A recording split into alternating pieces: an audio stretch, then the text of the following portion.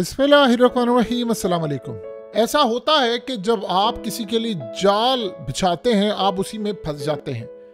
इस वक्त सूरत हाल ये पैदा हुई है कि इसराइल ने अपनी हंगामी फोर्सेस कमांडोज जो टॉप लेवल के हैं उनको बॉर्डर पर पहुंचा दिया है। उनकी एक नई यूनिट बनी है, उनको इमीडिएटली बॉर्डर पर पहुंचा दिया। और बॉर्डर कौन सा है?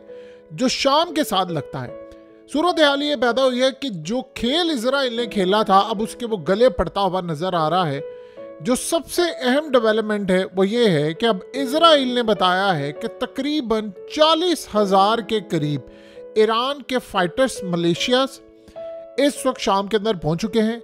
और ईरान इस वक्त हिजबुल्लाह से लेकर इराक से लेकर बड़ी बड़ी जगहों से उन्होंने फाइटर्स हिजबुल्लाह के थे जो इजराइल के खिलाफ लड़े थे उनको वो शाम में ले आए हैं और अब बशार अल असद की गवर्नमेंट को भी बचाने के लिए जा रहे हैं। और सबसे बढ़कर इजराइल को खतरा ये हुआ है कि ये यहाँ से सीधा इजराइल में दाखिल हो सकते हैं, तो लिहाजा उन्होंने अपनी एयरफोर्स को हाई अलर्ट कर दिया है। बॉर्डर पर पेट्रोलिंग होना शुरू हो गई है।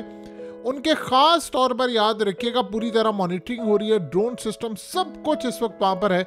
और हालात इजराइल के कंट्रोल से इस वक्त बाहर होते हुए नजर आ रहे हैं, क्योंकि उन्होंने प्लान ये किया था कि हम लोग एक तहरीक खड़ी करेंगे जो जाएगा, जो बशार अल असद की गवर्नमेंट को गिराएगा, फिर उसके बाद ये मामला करेंगे। अब ईरान ने काम ये किया कि उन्होंने नैले पे दैला किया है और इस सूरत हाल में यक्का उन्होंने पूरी तरह फेंक दिया है, यानी तमाम यक्के निकल कर सामने आ गए हैं। देखिए अब सीन ये हुआ है कि ये जंग इजराइल के गले पड़ने वाली है। यहाँ से फारिग होकर ये सीधा इजराइल के गले पड़ रही है। इजराइल ने कहा है कि 40,000 फाइटर्स आ गए हैं और ये सारे वही हैं जो समझ लें आप, जिस तरह मिसाल के तौर पर अब ये हिजबुल्लाह ने जो लड़ाई की थी ये खाली हिजबुल्लाह के फाइटर्स नहीं थे, उसमें ईरान के फाइटर्स भी थे, मुख्तलिफ थे, तो उनको अच्छा खासा तजर्बा है। अब वो यहाँ पर आ रहे हैं इन बागियों को कुचलने के लिए। इस वक्त ये बागियों को कुचलने के बाद उनका अगला मरहला होगा इजराइल का। ये हकीकत टीवी आपको थ्रू आउट बता रहा है कि असल में इजराइल को खतरा अब ये है कि ये मामला हमारे हाथ से निकल सकते हैं। देखिए जो बागी अक्सरियत पसंद है ये अचानक से फौज के खिलाफ खड़े हुए हैं और तासुर ये क्या है कि जी इनकी ताकत तो खत्म होगी, कैसे होगा? अब जाहिर सी बात है इस सारी सूरत हाल के अंदर उन्होंने शाम के दूसरे बड़े शहर हल्ब यानी अल्पो में कब्जा कर लिया है और वहाँ पर बशार अल असद की गवर्नमेंट को फारिग किया। बशार अल असद शुरू से ही वीक था, उसके पास ये ताकत ही नहीं थी। ये पिछले कई सालों से अगर उसकी गवर्नमेंट बची हुई है तो या तो वो ईरान की वजह से बची हुई है या इस सूरत हाल में रूस की वजह से। आपको पता है रूस ने आखिरी दफ़ा 2016 में हमला किया था और उसके बाद अब हमले उन्होंने करना शुरू किए। यानी ये बड़ी क्लियरली बात है कि इस सारे मामले पर 2018 में शाम में खाना जंगी हुई थी, 3 हिस्सों में तकसीम हो गया था। एक बशार अल असद के पास आ गया था हिस्सा, दूसरा ये बागियों के पास आ गया था और तीसरा कुर्दों के पास चला गया था। हत्ता कि पुतिन ने 2020 में एक मुआहदा कर लिया था तुर्की के साथ कि यहाँ पर एक पेट्रोलिंग होगी, मुश्तरका हो गए, मामला खराब होंगे। लेकिन इस सारी सूरत हाल में अब मामला उलट गए हैं। अब कई सालों से बशार अल असद की जो गवर्नमेंट है वो सिर्फ बैरूनी सहारों पर आसरा कर रही है। अब सोचे ज़रा इस सारे मामले में हुआ क्या है कि हिजबुल्लाह से लड़ाई हुई, उनको जाहिर सी बात उस लड़ाई में बैरूत का भी नुकसान हुआ और रूस जो है वो पूरी तरह फंस गया वहाँ पर जाकर यूक्रेन में।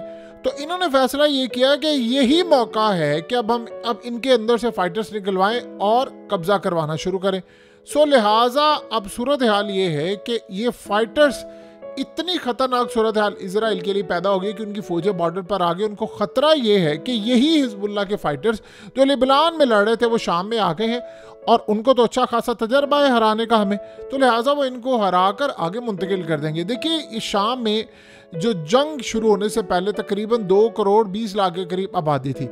अब आप ये सोचें 20 लाख आज उनके पास कोई सूरत हाल नहीं है, तकरीबन 60 लाख के करीब जो लोग हैं या तो वो लिबनान चले गए या तुर्की चले गए या उर्दन। अगर तुर्की की बात की जाए तो 50 लाख से ज़्यादा इस वक्त शाम से जो शहरी हैं वो तुर्की में मौजूद हैं।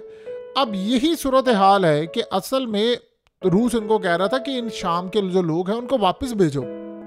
तकरीबन आप ये समझ लें कि 80 लाख से ज़्यादा लोग यहाँ पर इस वक्त मुतासिर हुए। सो लिहाजा इस बड़ी सूरत हाल में जो सबसे बड़ा मामला सामने आ रहा है ये फाइटर्स का है। ये अब आहिस्ता आहिस्ता जा रहे हैं अलेप्पो वाली साइड पर, हलब में, वहाँ पर जाकर ये इलाकों को फतह करवा रहे हैं और उसके बाद उनका जो अगला रुख है वो इजराइल के बॉर्डर की जानिब है। अब इजराइल की फौज का देखिए 2 चीज़ें यहाँ पर होंगी। अगर तो इस सारी सूरत हाल के अंदर लेबनान ने एयर स्ट्राइक करना शुरू कर दिए ड्रोन से, जैसे लेबनान से सूरत हाल थी वो शाम से शुरू कर दिए, तो आप ये समझ लें कि फिर अगली स्ट्रेटजी ये नहीं होगी कि इसराइल से बचाना। स्ट्रेटजी ये होगी कि शाम से वही ग्रुप जो हैं लेबनान वाले ये सारे, वो हमला करेंगे इसराइल पर, और फिर आहिस्ता आहिस्ता ये फाइटर्स इसराइल में दाखिल होने की कोशिश करेंगे। अब इसराइल में जब आप दाखिल होंगे तो आपने उनसे इलाका फारिग करवा लिया। आपको पता है जिस तरह इन्होंने नॉर्थ की साइड से उनके जो रिहायशी थे इसराइल के, उनसे इलाका फारिग करवा रहे, लाखों के हिसाब से लोग चले गए। तो अब वो यही स्ट्रेटजी अपनाने के लिए जा रहे हैं कि अगर हम यहाँ से इलाके फारिग करवा लें तो एग्जैक्टली हम इजराइल के इलाकों को वापस छीनकर शाम में शामिल कर सकते हैं। ये बहुत बड़ा लेवल होगा। दूसरी बात यह है कि उसमें रूस को जाहिर सी बात है पार्टिसिपेट करना होगा, क्योंकि जब इसराइल ये देखेगा तो इसराइल चाहेगा स्ट्राइक करने के लिए आएगा, और यहाँ पर रूस का जो डिफेंस सिस्टम है वो काम करेगा। वो इसराइल के हमलों को अगर रोकता है तो ये फिर हिजबुल्लाह और ये बाकी फाइटर्स जो हैं वो आसानी से जा सकते हैं। देखिए, खाली इस दफ़ा ईरान का मामला बड़ा डिफरेंट है। ईरान इस सारी सूरत हाल में देखता है कि अगर शाम में ये मामला ख़राब हुए तो फिर उसके बाद यही फाइटर्स, यही फार्मूला इराक में और ईरान के अंदर रखा जाएगा, और ईरान के अंदर सूरत हाल फिर कंट्रोल से बाहर हो जाएगी। वहाँ पर पूरी तरह देखिए, अमेरिका की वहाँ पर नज़रें हैं, यूरोप की वहाँ पर नज़रें हैं, और बहुत सारी ताकतों की नज़रें हैं। सो वहाँ पर मामला काफ़ी हद तक ख़राब हो जाएंगे। एक बहुत बड़ी डेवलपमेंट है जिसको ईरान ने हर सूरत रोकना है। और देखिए, ईरान में है कैपेबिलिटी, वो आसानी के साथ ये काम कर सकते हैं। असल बात ये है कि अब ये जो शाम के अंदर तुर्क फौजें हैं, एक तो वो उनको बागियों को बैक करें कि उनकी अपनी फौजें भी हैं, उनके खिलाफ भी इकदाम अब होने वाले हैं। अब वो जो रेड लाइन है वो असल में इजराइल भी क्रॉस कर चुका है, अब वो तुर्की भी क्रॉस कर चुका है, और रूस अब भरपूर अंदाज में स्ट्राइक कर रहा है। उसको पता है कि शाम का जो मरहला है जंग का, ये जितना तवील होगा ये मेरे लिए उतना ज़्यादा नुकसानदेह होगा, क्योंकि सारे का सारा फोकस जो यूक्रेन में है वो यहाँ पर आ जाएगा। और देखिए, कोई भी मुल्क दो दो तीन तीन फ्रंट पर जंगें लड़ना उसके लिए बड़ा मुश्किल होता है, वो नहीं लड़ सकता। सो इस सारी सूरत हाल में अब वो ये क्या चाह रहे हैं, उन्होंने ईरान से कहा, यानी रूस ने ईरान को कहा कि आप तेज़ी से मुझे ये समझ चाहिए। तो ईरान के फाइटर्स वहाँ पर हैं, उनके पूरी तरह फाइटर्स हैं, और अगले 3-4 दिन में मामला काफ़ी हद तक क्लियर हो जाएंगे कि लड़ाई किस लेवल पर गई है। अब ये सारे के सारे जाकर हल्ब शहर को फतह करने की कोशिश करेंगे। जुलानी अब जाहिर सी बात है निकल कर सामने आ गया है, उसने बता दिया है कि भाई मैं तो जिंदा हूँ, मुझे तो मारा नहीं गया, और वो अचानक से अवाम के अंदर आ गया और बताया उसने कि जी मैं तो भरपूर अंदाज में इस वक्त जिंदा हूँ। सो वहाँ पर एक लड़ाई का आगाज़ पूरा है। देखिए, ये अलकायदा और ये दाइश सारे एक ही ग्रुप से ताल्लुक़ रखते हैं। अब असल बात यह है कि इनको ख़त्म करना और उसके बाद इलाकों को फतह करना। इस सारी सूरत हाल के अंदर बशार अल असद की जो फ़ौज है उसका बिल्कुल एग्जैक्टली वही हाल है जो अफ़गान फोर्सेस थी, यानी इनमें कोई दमखम नहीं है। अगर ईरान आज पीछे हट जाए और रूस पीछे हट जाए, ये शाम आपके हाथ से गया, ये बागियों के हाथ में आएगा, उसके बाद बागियों को पैसे देकर या हर तरह से इसराइल वैसे ही ले लेगा।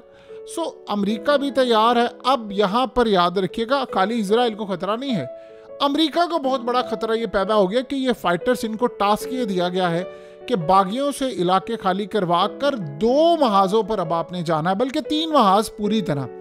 नंबर 1 तो उन्होंने अमेरिका का जो फौजी अड्डा उसको मुकम्मल तौर पर तबाह करना है। अमेरिका को नहीं उन्होंने अब छोड़ना, क्योंकि अमेरिका इस सारी सूरत हाल में इनको बैक करा है। दूसरा, इसराइल को खतरा, और तीसरा, उन्होंने तुर्कों को भी नहीं छोड़ना, जो यहाँ पर उनके तमाम आम। देखिए, अगर आपने इन बागियों को कुचल दिया तो अर्दोगान की वैसे ही कमर टूट जाती है, इस सूरत हाल में बैक एंड पर चले जाते हैं।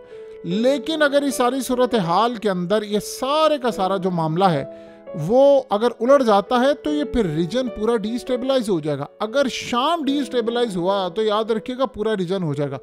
उधर ये देखिए, पुतिन की सूरत हाल बड़ी क्लियर है, वो ये चाह रहा है कि जल्द से जल्द इसको समेटे, क्योंकि वहाँ से पता ये चला है कि यूक्रेन में लॉन्ग रेंज के मिसाइल नहीं खाली आ रहे, अब वहाँ पर दुनिया भर की फोर्सेस इसी तरह की आ रही हैं, और इस तरह के जो ग्रुप हैं जो शाम के बागी हैं उनको वहाँ पर भी भेजा जा रहा है यूक्रेन में रूस की फौजों के खिलाफ लड़ाई करने के लिए। तो रूस ये समझता है कि अगर हम यहाँ से फारिग हो जाते हैं, यही फाइटर्स यूक्रेन में जाकर फिर मेरे लिए लड़ाई करेंगे। आपको पता है यमन से आ रहे हैं और ईरान इत्तेहादी है, उधर से इन्होंने कहा जी नॉर्थ कोरिया से भी हैं, तो वो उनको घर, रिहाइश, पैसा वो रूस सब देना चाहता है। लेकिन यहाँ पर जब मामला होंगे तो उसके रिसोर्सेज यहाँ पर कंज्यूम हो रहे हैं और वो वहाँ पर मौजूद है। तो इतनी बड़ी जंग जो है वो एक मुल्क अकेला नहीं लड़ सकता। ये तो दुनिया में सबको बात पता है, बड़ी आसानी से पता है कि वहाँ पर इन्होंने प्लान ये किया था कि हम रूस को ठिकाने लगाएंगे और उसके बाद यहाँ पर ये मामलात करेंगे। बहरहाल इसराइल को अब ये पता है कि यहाँ पर एक गलती हुई, एक गलती, जिस तरह लिबनान जंग शुरू करके उन्होंने गलती की थी और भुरकस निकाल दिया लिबनान ने।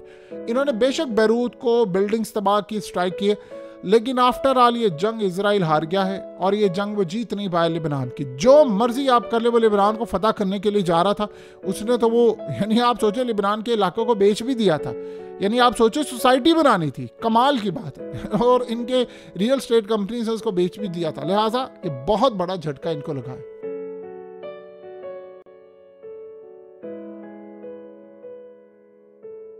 हकीकत टीवी को सब्सक्राइब करना मत भूलें, वीडियो को लाइक करें, शेयर करें और कमेंट सेक्शन में अपनी राय का इजहार जरूर करें।